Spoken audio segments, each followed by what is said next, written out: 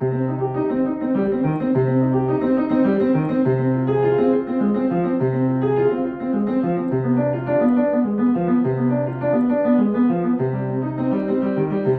Noten für dich ein Buch mit 7 Siegeln, so dass du schon beim Anblick verzweifelst?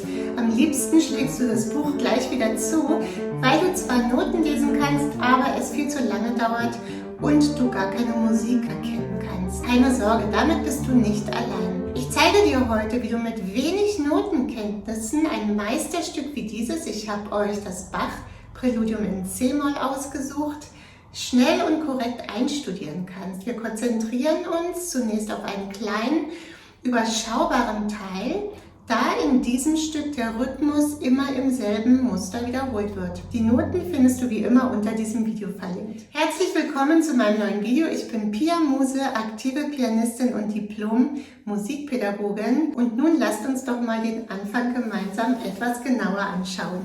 Das Stück steht in C-Moll im Dreivierteltakt mit 3 Bs. Wir haben im ersten Takt sowohl in der rechten als auch in der linken Hand die Töne C, S, G. Und auch in beiden Händen ein rhythmisches Muster, das bis zum Ende des Stückes gleich bleibt. Beginnen wir mal mit der linken Hand. Du spielst eine Viertelnote C, dann ganz wichtig eine Viertelpause, gefolgt von 2 Achteln. Und dann wieder C. Die Pause ist sehr wichtig. Achte sehr darauf, dass du die Viertel auf 1 nicht zu lang oder zu kurz spielst. Im zweiten Takt bleibst du in C-Moll. Du spielst also haargenau dieselben Töne und denselben Rhythmus.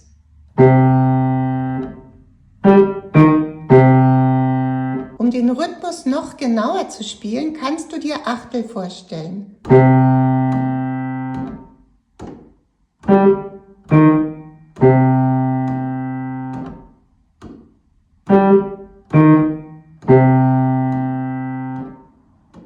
Takt 3 und Takt 4 stehen in der Subdominante, also in F-Moll.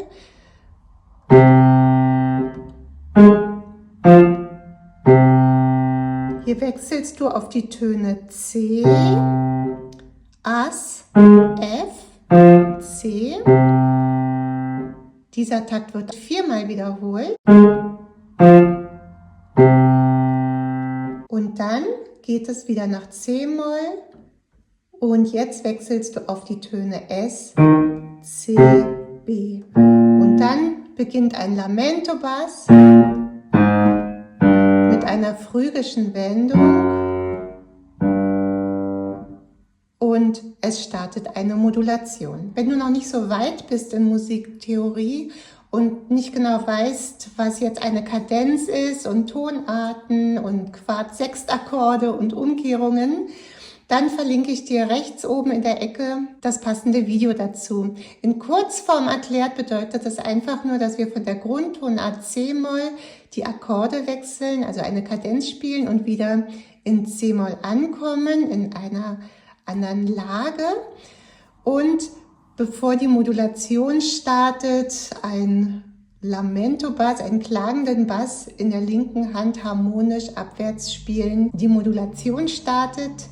Wir gehen durch verschiedene Tonarten und am Ende über einen Orgelpunkt, dem D, dann das G, zurückgeführt wird. Das ist die Gliederung des Stückes und wenn du dazu Fragen hast, dann schreib sie in die Kommentare, damit ich ein separates Video dazu machen kann. Die rechte Hand spielt auch C-Moll, beginnend mit einer Sechzehntelpause in diesem rhythmischen Muster. C, S, G, S, C, S, C, Pause, C, Pause, C.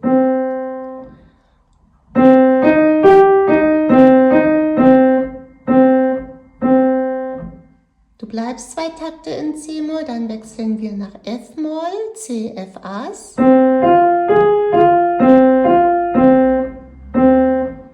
Im selben Muster, auch wieder 2 Takte, spielen dann G7, H, D, F.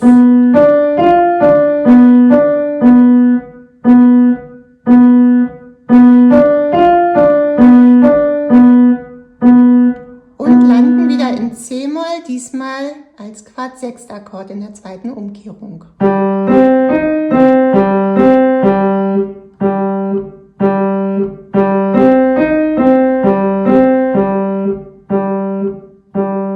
Wenn du das so weit geübt hast, spielst du mit beiden Händen zusammen.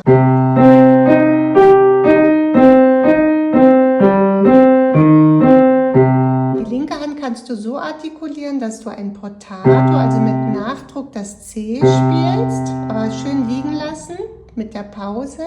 Dann etwas kürzer G und S und dann wieder mit Nachdruck das C. Und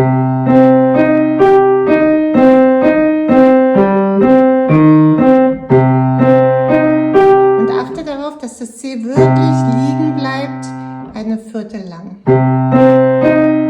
Weg. C. Und jetzt bei der Pause weg.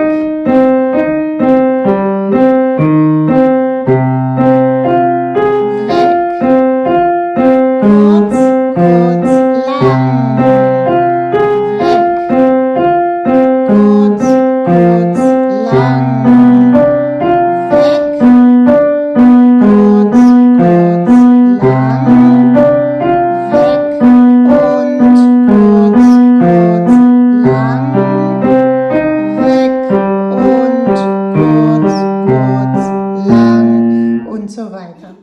Bleib unbedingt beim ersten Teil, bis du das Muster mit Rhythmus und den Pausen korrekt und fließend spielen kannst. Dann geh erst weiter. Du wirst schnell merken, wie du Fortschritte machst und die Musik immer lebendiger wird. Das ist der Schlüssel zu deinem Klaviererfolg. Fandest du das Video hilfreich, dann schreib mir gerne deine Erfahrungen in die Kommentare. Ich hoffe, dieses Video hat dir geholfen, die ersten Schritte mit Bach zu meistern. Wenn du noch Schwierigkeiten mit der Koordination deiner Hände hast, keine Sorge, ich habe ein weiteres Video erstellt, in dem ich dir eine ganz einfache Methode zeige, um das zu trainieren. Bis bald und weiterhin viel Freude am Klavier.